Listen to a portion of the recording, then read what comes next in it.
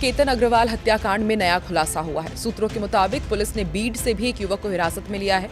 ये युवक बालेवाड़ी की एक कंपनी में काम करता है और दावा है कि तीसरा शख्स सिया या केतन में से किसी एक का दोस्त है। दोनों ने उससे केतन के मर्डर की प्लानिंग शेयर की थी। हालांकि युवक का नाम अभी तक सामने नहीं आया है। पुलिस युवक को गवाह भी बना सकती है। नमस्कार, मैं हूं आकांक्षा और आप देख रहे हैं न्यूज़ 18 का डिजिटल प्लेटफॉर्म।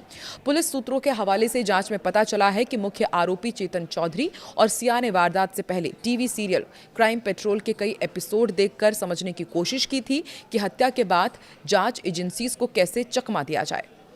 18 जून को लोहगढ़ किले से गिरकर 25 साल के केतन अग्रवाल की मौत हो गई थी। पुलिस का मानना है कि केतन सिया और चेतन के रिश्ते में बाधा बन रहा था, इसलिए उसकी हत्या की साजिश रची गई। उधर पुणे के स्थानीय कोर्ट ने शुक्रवार को आरोपी सिया गोयल और चेतन चौधरी को 14 दिन की न्यायिक हिरासत में भेज दिया है।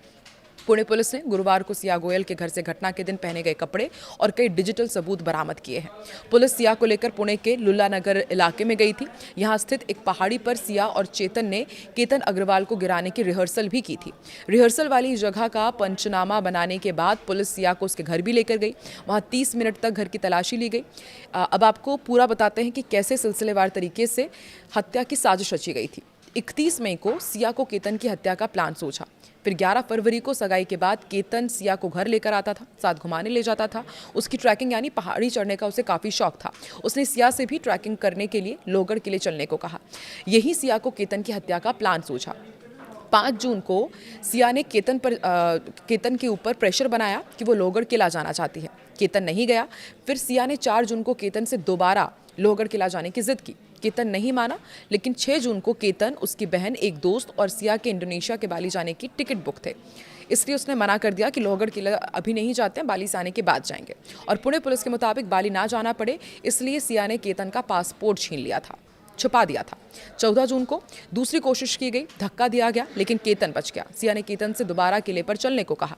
पुलिस के मुताबिक 14 जून को दोनों किले पहुंचे। सिया ने केतन को धक्का दिया, लेकिन पेड़ का सहारा मिलने से केतन बच गया। उसने पूछा कि धक्का क्यों दिया, तो सिया ने कहा था कि एक सांप था और उसे बचाने के लिए उसने धक्का दिया। केतन ने घर आकर सबको बताया भी कि सिया ने उसकी जान बचाई है।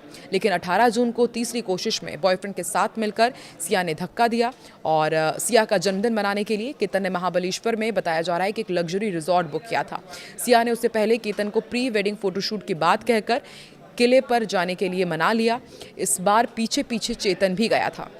एक जगह जब केतन पहाड़ियों की तरफ देख रहा था, तभी दोनों ने उसे पीछे से धक्का दे दिया। वहीं अपने मंगेतर केतन अग्रवाल का मर्डर करने की साजिश में फंसी सिया गोयल का एक नया वीडियो सामने आया है।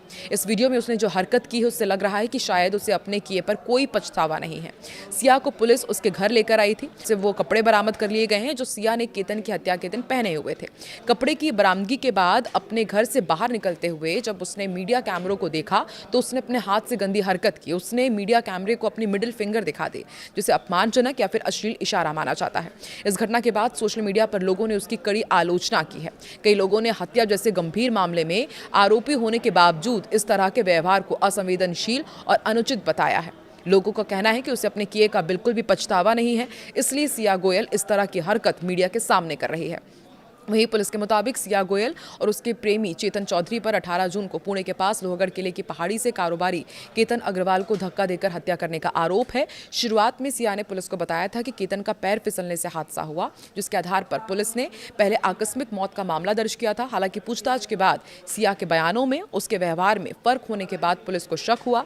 आगे की जांच में मिले सबूतों के आधार पर पुलिस ने सिया और चेतन को हत्या और आपराधिक साजिश के आरोप में गिरफ्तार कर लिया है।